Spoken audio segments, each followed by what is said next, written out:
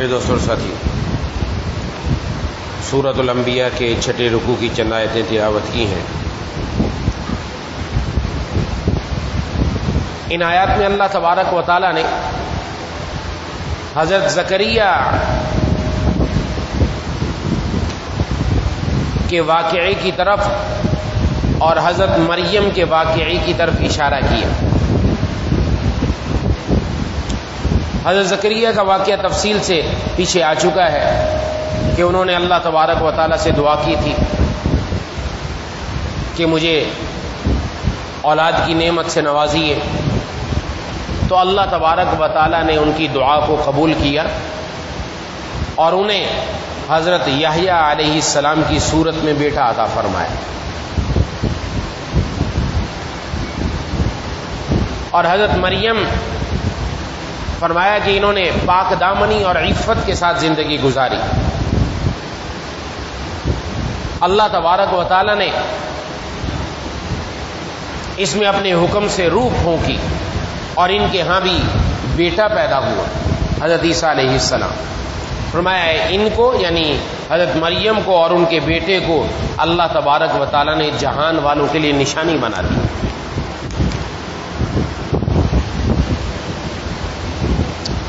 انبیاء علیہ السلام کا ذکر کرنے کے بعد اللہ تبارک و تعالی نے تین باتیں ارشاد فرمائی تمام انبیاء کے بارے میں کہ ان کے اندر یہ تین صفات تھیں، اور وہ تین صفات بیان کرنے کا مقصد یہ ہے کہ امت اپنے اندر بھی وہ صفات پیدا کرے۔ اس میں ارشاد فرمایا کہ انہم کانوا یسارعون فی الخیرات، یہ تمام انبیاء علیہم السلام، یہ تمام لوگ، ان کی پہلی صفت یہ تھی کہ یہ بھلائی کے کاموں میں دوڑتے تھے، نیکی کی کاموں کی طرف تیزی دکھاتے تھے۔ دوسری صفت یہ بیان فرمائی وَيَدْعُونَنَا رَغَبًا وَرَهَبًا، اور ہم سے دعا کرتے ہیں، امید بھی ہے ڈر بھی ہے۔ اور تیسری بات ارشاد فرمائی وَكَانُوا لَنَا خَاشِعِينَ، اور ان کے دل ہمارے سامنے جھکے رہتے ہیں۔ یہ تینوں بہت ہی اہم صفات ہیں، اور جتنے انبیاء علیہ السلام کا ذکر آیا ان سب کے اندر یہ صفات بدرجہ اتم موجود تھی۔ اب اس سے ہمارے لیے رہنمائی ہے کہ ہم بھی اپنے اندر یہ صفات پیدا کریں جتنا ہو سکے۔ سب سے پہلی چیز ارشاد فرمایا کہ مسارعت الی الخیرات، بھلائی کے کاموں کی طرف تیزی سے دوڑتے تھے۔ اور قرآن کریم میں بھی اللہ تبارک و تعالی نے دوسری جگہ میں ارشاد فرمایا سارعوا الی مغفرۃ من ربکم، دوڑو اپنے رب کی مغفرت کی طرف اور جنت کے حاصل کرنے کی طرف جس کی چوڑائی آسمان اور زمین۔ کہیں سابقو فرمایا، مسابقہ ہو، مقابلہ ہو، کس کی طرف؟ خیرات، بھلائی کے کاموں کی طرف، نیکی کے کاموں کی طرف۔ یہ جو چیز بڑی اہم ہے، جس کا حاصل یہ ہے کہ جب دل میں نیکی کا تقاضا پیدا ہو جائے تو اس نیکی پر عمل کر گزرو، بس یہ ہے مسارعت الی الخیرات۔ بھلائی کے کاموں کی طرف تیزی سے دوڑنے والے وہ ہیں کہ جب ان کے سامنے نیکی کا کوئی موقع آتا ہے تو اس کو ہاتھ سے جانے نہیں دیتے، فوراً عمل کر گزرتے۔ ہمارے دل میں نیکی کا تقاضا پیدا ہوا، بیان سنا کہ اب ہم فلاں عبادت کریں گے یا تلاوت قرآن کریم کی شروع کر دیں گے یا فلاں ذکر کریں گے، جو بھی سنا ہم نے، داعیہ پیدا ہو گیا، تقاضا دل میں پیدا ہو گیا، اب اس کا مطلب ہے بس اس پر فوراً عمل کر گزریں، انتظار نہیں کریں کہ چلو کل کر لیں گے۔ قرآن کریم کی آیت سنی، جناب نبی کریم صلی اللہ علیہ وسلم کی حدیث سنی، دل میں آیا اس گناہ کی جو وعید بیان فرمائی گئی ہے، میں اس گناہ سے اپنے آپ کو بچا لوں، بس تیزی سے آگے بڑھ کر بچا لے، اس گناہ سے اپنے آپ کو دور کر لے۔ کیوں؟ اس لیے کہ شیطان کا اور نفس کا ہر انسان کو اللہ سے دور کرنے کا طریقہ الگ ہے۔ الگ الگ طریقے سے دور کرتا ہے۔ سب سے پہلی بات یہ کیوں کہا جا رہا ہے مسارعات، تیزی دکھاؤ، جب نیکی کا دل میں داعیہ پیدا ہو جائے فوراً نیکی کر گزرو، گناہ سے بچنے کا داعیہ پیدا ہو جائے فوراً کر گزرو۔ کیوں؟ اس لیے کہ نہ جانے کل زندگی بھی باقی رہتی کہ نہیں رہتی، موقع ہی آ جائے ہمارے پاس، آج ہی ہم کر گزریں، نہ جانے یہ زندگی نہ رہے، زندگی رہی کل کا دن بھی مل گیا تو آج جو دل میں نیکی کا گمان پیدا ہوا ہے نہ جانے کل یہ دوبارہ آئے کہ نہ آئے۔ کیوں؟ اس لیے کہ یہ میرے اور آپ کے اختیار میں نہیں ہے کہ دل میں نیکی کا تقاضا پیدا ہوتا ہے نا، یہ اللہ تبارک و تعالیٰ کی طرف سے آتا ہے، جس کو حضرت ڈاکٹر عبدالحی عارفی رحمۃ اللہ علیہ فرمایا کرتے تھے کہ دل کے اندر جو نیکی کا تقاضا پیدا ہوتا ہے یہ در حقیقت اللہ کا مہمان آتا ہے، اور اس مہمان کی مہمان نوازی کیا ہے کہ اس تقاضے پر عمل کر گزرو۔ جیسے گھر میں کوئی مہمان آئے تو ہم اس کو اپنے بیٹھک میں بٹھائیں، اپنے کمرے میں بٹھائیں، گھر میں لے جائیں، اچھی جگہ بٹھائیں، اس سے چائے پانی کا پوچھیں، ٹھنڈے کا پوچھیں، اس کی خدمت کریں، تو وہ مہمان بار بار آتا ہے کہ یہ لوگ اچھے ہیں، یہ لوگ خاطرداری کرنا جانتے ہیں، یہ لوگ مہمان کا اکرام کرنا جانتے ہیں۔ اور اگر مہمان آیا اور میزبان دوسرے دروازے سے نکل گیا، یہ باہر سے ہی نکال کے بھیج دیا چلو بھائی نکل لو، تو آئندہ کبھی مہمان آئے گا نہیں، اندازہ لگ جائے گا کہ یہ بندہ میرے آنے سے خوش نہیں۔ میں یہ جو دل میں تقاضا پیدا ہوا، رات کے وقت آنکھ کھلی اور دل میں آیا تہجد پڑھ لو، اللہ کا مہمان آیا ہے۔ ذوالحجہ کا مہینہ شروع ہو گیا، صبح کے وقت آنکھ کھلی، دل میں آیا آج روزہ رکھ لیتا ہوں، ایک روزے کا ثواب 1 سال کے روزوں کو برابر، کر گزرو، یہ اللہ کا مہمان آیا۔ اور اس مہمان کی خاطرداری یہ ہے کہ اس پر عمل کر لو، ہم نے عمل کر لیا، مہمان کی خاطرداری کی، انشاءاللہ یہ مہمان دل میں بار بار آتا رہے گا، یہ دروازہ کھٹکھٹاتا رہے گا دل کا آ کے۔ اور وہ انسان انتہائی نقصان اور خسارے والا ہے کہ جس کے دل کے دروازے پر نیکی آ کر دستک ہی نہیں دیتی، اس لیے کہ دل کالا ہو چکا ہے گناہ کر کر، بہت ہی یہ دوری اور بدبختی کی علامت ہے۔ اللہ تعالیٰ سب مسلمانوں کی اس سے حفاظت کرتا۔ تو یہ جو خیال آیا، اچھا زندگی رہی، خیال آ گیا، ہم کہ جی کل بھی آ جائے گا، ٹھیک ہے آ گیا، تو پتہ نہیں فرصت بھی ہوتی کہ نہیں، آج جو فرصت ہے کل وہ فرصت نہ ملے، کیونکہ حالات ایسے، واقعات ایسے ہیں، روزانہ ایسے ایسے معاملات پیش آ رہے ہیں کہ بندے کے ساتھ وہ معاملات ہیں کہ انسان اس میں مصروف ہو جاتا ہے، نیکی کرنے کا موقع ہی نہ ملے جو آج فرصت ہے۔ اس لیے ابھی اللہ نے فرصت بھی دی، دل میں خیال بھی آیا، زندگی بھی ہے، چلو ہاتھ کی ہاتھ یہ کام کر ہی لوں میں، نہ جانے اسی پر کام بن جائے۔ اور حضرات صحابہ کرام رضوان اللہ تعالی علیہم اجمعین، چاہے صحابہ ہوں، چاہے صحابیات ہوں، چاہے بڑے ہوں، چاہے ان کے بچے ہوں، ان میں سے ہر فرد کے اندر یہ خاصیت تھی کہ ان کے پاس نیکی کا موقع آتا تھا، ہاتھ سے جانے نہیں دیتے تھے، یہ ان کی خاصیت تھی۔ بڑوں کی تربیت تھی اولاد کے اندر بھی، بڑوں کا اپنا عمل ایسا تھا کہ اولاد بھی اس عمل کو لیتی تھی، اولاد کے اندر بھی جذبہ تھا نیکی کا، اولاد بھی آگے بڑھتی تھی، اولاد کے اندر بھی مسابقت تھی کہ میں اس سے آگے بڑھ جاؤں، میں اس سے آگے بڑھ جاؤں، اور والدین میں تو ہے اولاد کے اندر یہ جذبہ منتقل کرنا، یہ بہت بڑی بات ہے۔ یہ مسارعات الی الخیرات، بھلائی کے کاموں کے بڑھنا اتنا تھا کہ پورے خاندان کیا، اس پورے علاقے کے اندر ایک فرد کے اندر یہ پایا جاتا تھا کہ ہر فرد دوسرے سے آگے بڑھنے کا جذبہ رکھتا، مرد کیا، عورتیں کیا، بڑے کیا، بچے کیا، ہر ایک آگے بڑھنے کا جذبہ رکھتا ہے۔ یہاں تک کہ وہ حضرات کہ جو جناب نبی کریم صلی اللہ علیہ وسلم کی زبان نبوت سے سن چکے خوشخبری جنت کی، ابو بکر فی الجنہ، عمر فی الجنہ، ایک بار نہیں بار بار کئی بار سن چکے، اور جناب نبی کریم صلی اللہ علیہ وسلم خواب میں دیکھتے ہیں اور وہ خواب بتاتے ہیں اور بتاتے ہیں یہ عمر کا محل ہے، کہ جناب نبی کریم صلی اللہ علیہ وسلم کی زبان نبوت سے سوائے وحی کے اور کچھ نہیں نکلتا، ان کا عالم یہ ہے۔ کہ ایک مرتبہ حضرت ابو بکر صدیق رضی اللہ تعالیٰ عنہ کے پاس آئے اور فرمایا ایک سودا کر لو میرے ساتھ. کیا سودا کر لے؟ مکان کا سودا ہے، پلاٹ کا سودا ہے، دکان کا سودا ہے، دنیا کا سودا ہے؟ نہیں، آخرت کا سودا ہے. عجیب سودا ہے. آپس میں مسابقت ہے. سن چکے خوشخبری کہ عمر جنت میں جائے گا. عجیب. اور ڈر کی کیفیت کیا ہے جو آگے میں عرض کروں گا کہ وہ اللہ سے دعا مانگتے ہیں راغبا و رہبا. امید بھی ہے اور ڈر بھی ہے. اور ڈر کیسا ہے کہ یہی حضرت عمر فاروق رضی اللہ تعالیٰ عنہ ارشاد فرماتے ہیں حضرت ابو موسیٰ رضی اللہ تعالیٰ عنہ سے ایک مرتبہ ارشاد فرمایا کہ میرا دل یوں کرتا ہے کہ جناب نبی کریم صلی اللہ علیہ وسلم کے ساتھ ہم نے جو نمازیں پڑھی، جو ہم نے روزے رکھے، جو ہم نے حج کیے، جو ہم نے نیک اعمال کیے، ان کا ثواب ہمارے لیے اللہ تعالیٰ مقرر کر دے. اور آپ کے دنیا سے تشریف لے جانے کے بعد ہم نے جو عمل کیے، جو ہم نے جہاد کیا، جو ہم نے نیکیاں کی، جو ہم نے نمازیں پڑھی، جو ہم نے روزے رکھے، میرا دل یوں کرتا ہے نہ اس پر ثواب ملے نہ اس پر پکڑ.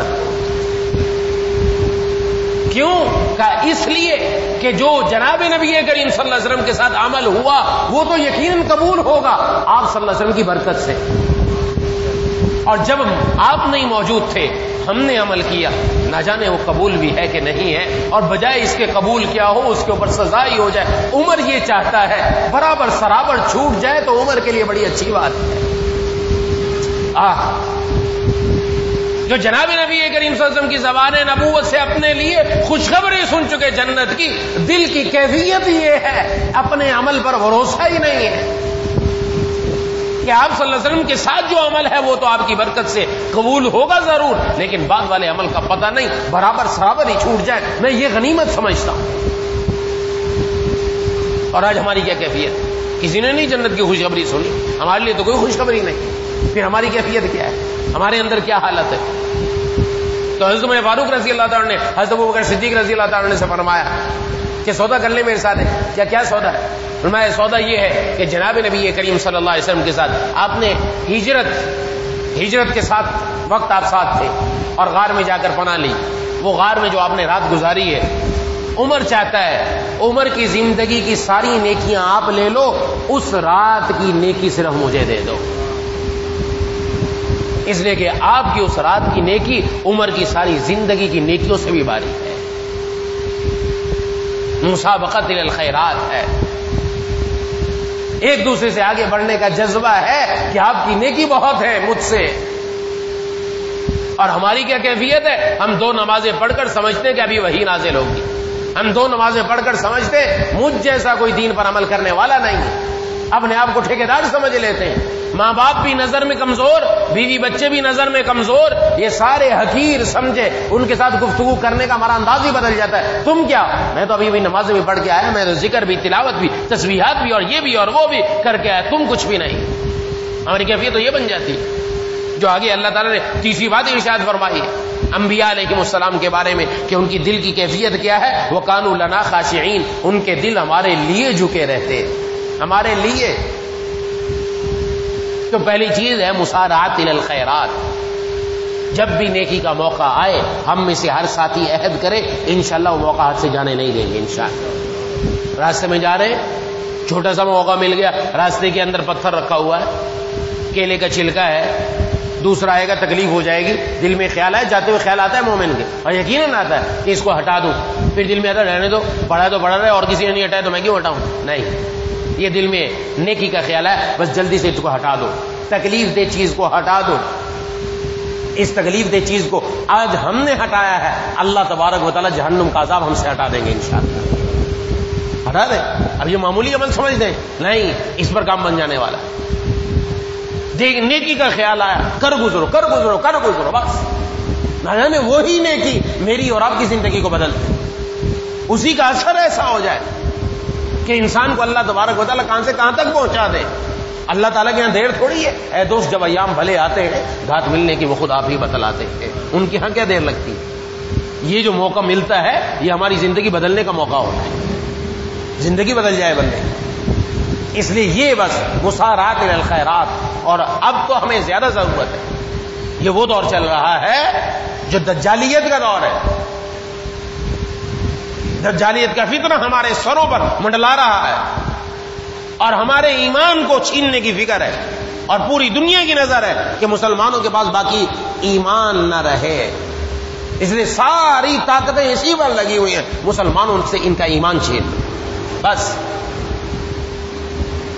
اور ایمان اس کا مضبوط ہوگا کہ جو اللہ تبارک و تعالیٰ کے ساتھ اپنا تعلق مضبوط رکھے گا. اور تعلق مضبوط ہوتا ہے عمل کے ساتھ. جب عمل کا موقع ہے بس کر گزرو, ہاتھ سے جانے نہیں دو, کر گزرے انسان, اللہ تبارک و تعالیٰ ضرور عطا فرمانے والے, ضرور کرنے والے.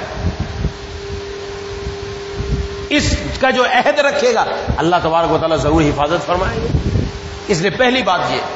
اور دوسری بات کیا ہے ارشاد فرمائی وَيَدْعُونَنَا رَغَبًا وَرَهَبًا, اور وہ ہم سے دعا کرتے ہیں, توقع بھی ہے ڈر بھی ہے, اللہ سے امید ہے یقین ہے, یقین کے ساتھ مانگتے ہیں, لیکن ڈر ہے نہ جانے ایسا نہ ہو کہ ہماری دعائیں قبول نہ ہو, ہمارا کوئی عمل ایسا ہو گیا دعا کے جو آداب ہیں وہ ہمارے اندر نہ پائے جائیں جس کی وجہ سے ہماری دعائیں قبول نہ ہو.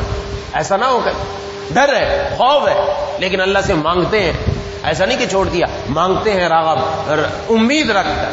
اور یہی دعا کے ادب میں سے کہ دعا کرے بندہ یقین کے ساتھ کرے کہ اللہ تعالیٰ انشاءاللہ ضرور قبول فرمائے. یقین. آج ہماری دعاؤں کا حال ہی عجیب ہے, ہاتھ تو اللہ کے سامنے اٹھے ہوئے ہیں اور دل بتائیے نہ جانے کہاں ہے, اور زبان سے کیا نکل رہا ہے یہ بھی پتہ نہیں ہے. ہم تو دعا مانگتے ہی نہیں, ہم تو پڑھتے ہیں. دعا مانگنے والے کی دعا قبول ہوتی ہے, دعا پڑھنے والے کی دعا قبول نہیں ہوتی. پڑھنا اور چیز ہے, مانگنا اور چیز ہے. مانگنے کا مطلب کچھ اور ہوتا ہے. مانگنے کو سمجھنا ہے, بچے سے سمجھا جائے بچہ ماں سے چیز کیسے مانگتا ہے. وہ صرف زبان سے نہیں مانگتا, دل سے مانگتا ہے. اس لیے نہیں ملتی تو روتا بھی ہے, اور دل سے روتا ہے. دل سے رو کر اس کی آنکھوں سے آنسو بھی بہنے لگتے. وہ اپنے آپ کو پورا متوجہ کر دیتا اپنی ماں کی طرف مانگنے کے لیے. ایسے بندہ اپنے مولا سے مانگے کہ صرف زبان نہیں دل بھی اس کے ساتھ ہو. جب دل ساتھ ہوگا تو ضرور آنکھوں سے اشک بہے گے, تو کام بن جائے گا اس کا.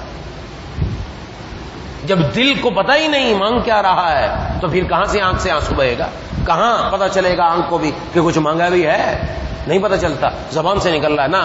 یہ اسی لیے ہم کہتے ہیں دو دعا تو مانگی تھی, میں دعا مانگی نہیں تھی, پڑھی تھی, کام نہیں بنا. اس لیے مانگے مانگنے والا کام کرے کہ دعا مانگنے کا اہتمام ہو. اور مانگنے کا مطلب جب دعا شروع کریں تو دل بھی ساتھ ہو کہ زبان سے کیا نکل رہا ہے, میں اللہ سے مانگ کیا رہا ہوں, میں جو دعا مانگ رہا ہوں وہ ہے کیا, الفاظ کیا ہیں. جب یہ ہوگا تو یقیناً اللہ تعالیٰ قبول فرمائیں گے. اور حکیم الامت حضرت تھانوی نور اللہ مرکزہ فرماتے ہیں کبھی ایسا نہیں ہوا, دل کی توجہ کے ساتھ جب بھی دعا مانگی اللہ نے ضرور قبول کی. اللہ کا وعدہ ہے قبول کر رہے ہیں, تو مانگ کر تو دیکھیں. اب یقین کر کے اس طرف لگ جائیں, دیکھیں کہ اللہ تبارک و تعالیٰ کہاں سے کام بناتا ہے. اور ہم خود اپنی زندگی میں تجربات ہیں ہمارے کہ جب ایسے ہی دعا پڑھتے رہے کچھ بھی نہیں ہوا, اور جس دن لگ کر مانگی اللہ نے وہ چیز عطا فرما دی, اللہ نے وہ مشکل دور کر دی, اللہ نے وہ رکاوٹ دور کر دی, اللہ نے وہ راستہ ہمارے لیے کھول دیا. جیسا کہ انبیاء علیہ السلام نے مانگا, وہ انہوں نے اوقات میں مانگا کہ جب دنیا کہتی ہے کچھ بھی نہیں ہو سکتا, دنیا مایوس کرتی ہے, دنیا کہتی نہیں یہ کام نہیں ہو سکتا. اس دور کے اندر بھی اللہ تبارک و تعالیٰ نے ان کی وہ دعائیں قبول فرمائی. انبیاء علیہ السلام کا ذکر, اولاد نہیں ہے, بیوی بھی بوڑھی ہے, خود بھی بوڑھے ہیں. اب یہ وہ کیفیت ہے کہ جس میں عام طور پر اولاد نہیں ہوتی, دنیا مایوس کرتی ہے کہ اب اولاد کہاں سے ہوگی. لیکن اس وقت بھی اللہ تعالیٰ نے اولاد عطا فرما کر دکھایا, انہوں نے دل سے مانگا, رب تعالیٰ نے وہ دعائیں قبول فرمائی. تو کون سا کام ہے جو رب کی طرف سے نہیں ہوتا؟ مانگنے والا تو ہو یقین کے ساتھ, وہ تو سب کچھ ادا کرنے والا ہے. ہمارے اندر کمی, بس دل لگا کر اللہ تعالیٰ سے مانگنے کا اہتمام. اس لیے یہ دوسرا کام جو ہماری ذمہ داری. انبیاء علیہ السلام نے اپنی اولاد کے لیے, سب کے لیے جو جو دعائیں مانگی ایسے کامل یقین سے اللہ تعالیٰ نے وہ کیا. اور ہم نے سارے واقعات سنے ہیں, پڑھے ہیں, ان سب واقعات میں سبق ہے. یہ دوسرا سبق مل رہا ہے ہمیں کہ ان سب کی حالت یہ ہے ہم اپنے اندر یہ کیفیت پیدا کریں, ہم اپنے اندر یہ کیفیت پیدا کریں. اللہ سے امید بھی ہے, ڈر بھی ہونا چاہیے, ڈر بھی ہو. اس درمیان میں رہتا ہے انسان. اس سے جب ڈر بھی دل کے اندر موجود ہو, نہ جانے کام بنتا بھی ہے کہ نہیں بنتا. اور تیسری بات ارشاد فرمائی وَكَانُوا لَنَا خَاشِعِينَ, اور وہ ہمارے سامنے خشوع کرنے والے ہیں. خشوع کا تعلق ہے دل کے ساتھ. جب انسان کا دل جھکتا ہے تو انسان کے ظاہری اعضاء بھی جھکتے ہیں، اور جب دل میں تکبر ہوتا ہے ظاہری اعضاء بھی تکبر کرتے ہیں۔ اکڑ خون جس کے اندر آتی ہے وہ اس لیے کہ اس کے دل میں بھی تکبر ہے۔ ایسا نہیں ہو سکتا دل میں تو تواضع اور عاجزی ہو اور انسان ظاہر سے تکبر کرے، ممکن نہیں۔ اس لیے خاص فرمایا خاشعین، خضوع کا لفظ استعمال نہیں فرمایا، خشوع کا لفظ استعمال فرمایا۔ عربی کی ایک خاص لفظ ہے خشوع، خاشین عین، یہ والا لفظ دل کے جھکاؤ کے لیے بولا جاتا ہے۔ جب ان کا دل ہماری طرف جھکا ہوا ہے تو ان کے ظاہری اعضاء کیسے جھکے ہوئے ہوں؟ صرف نماز میں نہیں، پوری زندگی میں۔ نماز میں نہیں کہ نماز میں جھکے ہوئے نا، وَقَانُوا لَنَا، ہمارے لیے، دنیا کے لیے نہیں، ہمارے لیے ان کے دل جھکے ہوئے اور مسلسل جھکے ہوئے ہیں۔ جب ساری زندگی جھکے ہوئے ہیں تو ساری زندگی اللہ کے سامنے ظاہری اعضاء بھی جھکے ہوئے ہیں، وہ فرما بردار ہیں رب تعالیٰ کے مکمل طور پر۔ اور آج ہماری کیفیت کیا ہے کہ ہم جھکے ہوئے ہی نہیں، ہمارے اندر اکڑ ہے، ہم ہلنے کا نام ہی نہیں لیتے۔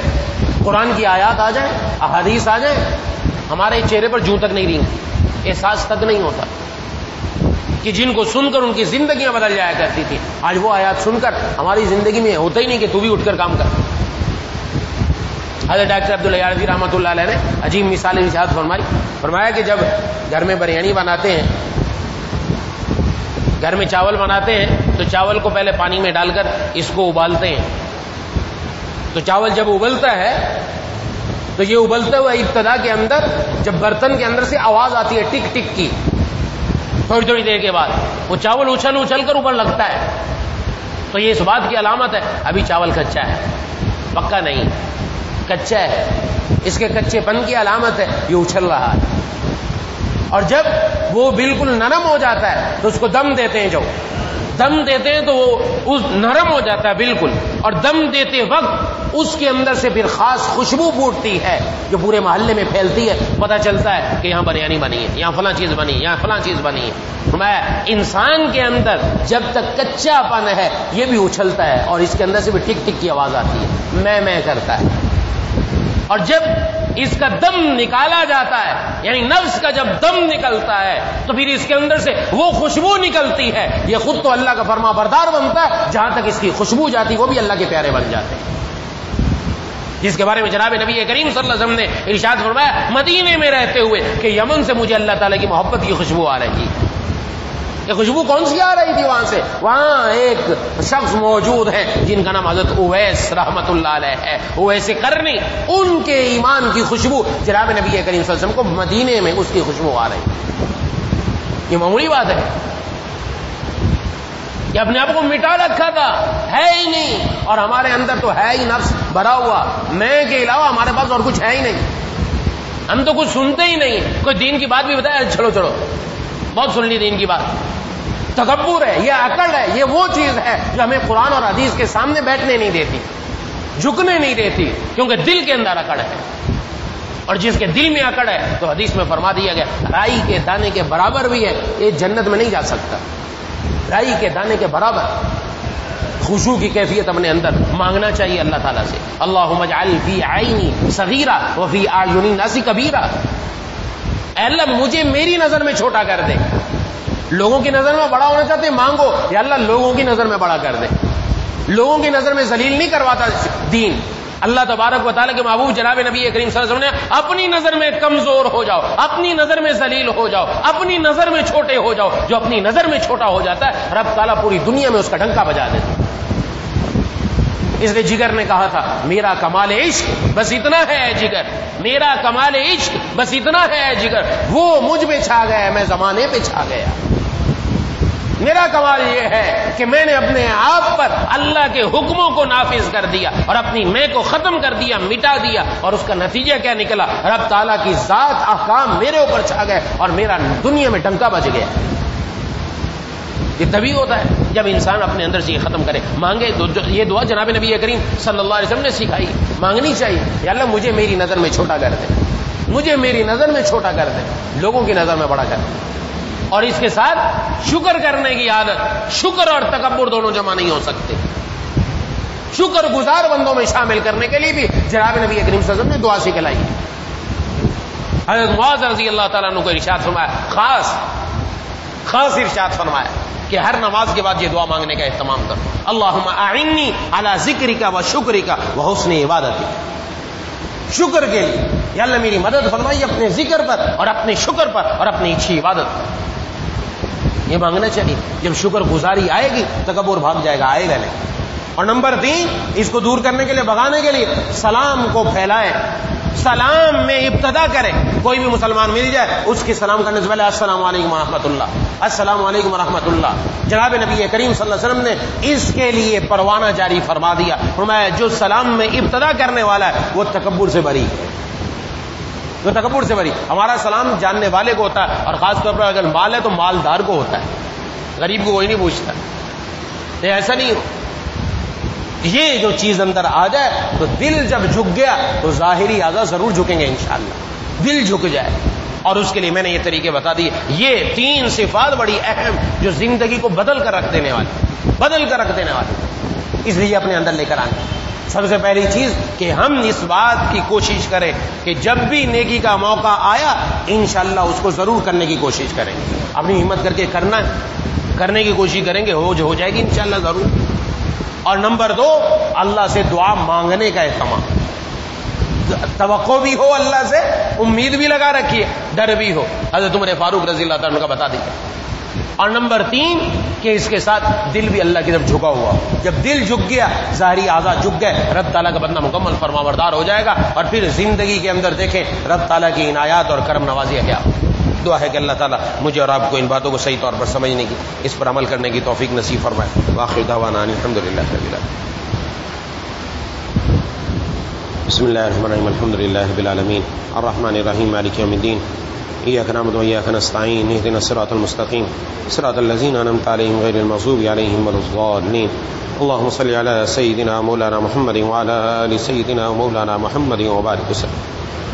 ربنا اغفر لنا ذنوبنا وكفر عنا سيئاتنا وتوفنا مع الأبرار، ربنا لا تزغ قلوبنا بعد إذ هديتنا وهب لنا من لدنك رحمة إنك أنت الوهاب۔ یا الہ العالمین، یا ارحم الراحمین، ہمارے والدین کی، بیوی بچوں کی، بہن بھائیوں کی، دوستوں احباب کی، تمام رشتہ داروں کی، اہل پاکستان کی، پوری امت مسلمہ کی مغفرت فرما دیجیے۔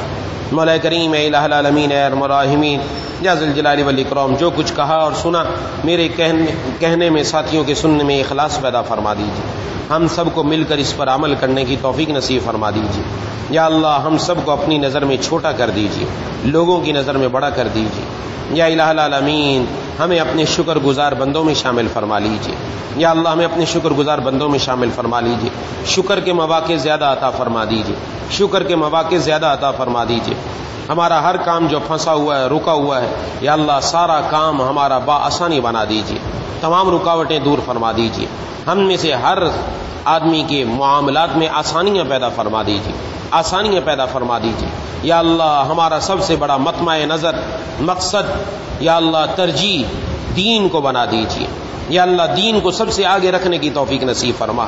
مولا کریم اے الہ العالمین، اے ارحم الراحمین، یا ذی الجلال والاکرام، جتنا مشرق اور مغرب کے درمیان فاصلہ ہے اتنا ہمارے اور گناہوں کے درمیان فاصلہ کر دیجیے۔ یا اللہ ہم سب کے ایمان کی حفاظت فرما دے، یا اللہ ہم سب کے ایمان کی حفاظت فرما دے۔ سلامتی اعضاء سلامتی ایمان کے ساتھ زندہ رکھیے، سلامتی اعضاء سلامتی ایمان کے ساتھ دنیا سے اٹھا لیجیے۔ تمام مسلمانوں کی یا اللہ تمام دجالی فتنوں سے، تمام گمراہیوں سے سب کی حفاظت فرما دیجیے۔ دائیں بائیں، اوپر نیچے، سامنے پیچھے، ہر طرف نور پیدا فرما دے، آنکھوں میں، زبان میں، کانوں میں، دل میں، ہاتھوں میں، پاؤں میں، گوشت میں، ہڈیوں میں، پٹھوں میں نور پیدا فرما۔ مولا کریم اے الہ العالمین، اے ارحم الراحمین، جیسا آپ چاہتے ہیں ویسا ہم سب کو بنا دیجیے۔ یا ذی الجلال والاکرام، ماہ ذی الحجہ شروع ہو چکا ہے، یا اللہ اس کی برکات سمیٹنے کی توفیق عطا فرما۔ یا اللہ دن اور رات اس کی بڑی قیمتی ہیں، یا اللہ ان قیمتی دنوں اور راتوں کو اپنی یاد میں مشغول رکھنے کی توفیق نصیب فرما دیجیے۔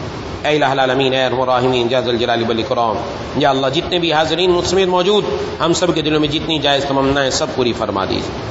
یا الہ العالمین جو بے اولاد ہیں ان کو نیک صالح اولاد عطا فرما دیجیے، اور جو اولاد والے ان کی اولاد کو نیک متقی پرہیزگار بنا دیجیے۔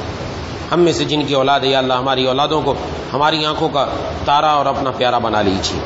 اے الہ العالمین ان کے دلوں کو بھی، گھر والوں کے دلوں کو بھی، ہمارے دلوں کو بھی، یا اللہ تمام رشتہ داروں کے دلوں کے، تمام مسلمانوں کے دلوں کو دین کی طرف پھیر دیجیے، دین کی طرف پھیر دیجیے، کان سے کھینچ کر یا اللہ ہم سب کو اپنے در پر لے آئیے، یا اللہ جذب فرما لیجیے، یا اللہ اپنے سے دور نہ فرمائیے گا، یا اللہ اپنے سے دور نہ فرمائیے گا، یا اللہ اپنے قریب رکھیے، یا اللہ اپنے قریب رکھیے، اپنی دوستی ہم سب کو نصیب فرما دیجیے، اپنی دوستی ہم سب کو نصیب فرما دیجیے۔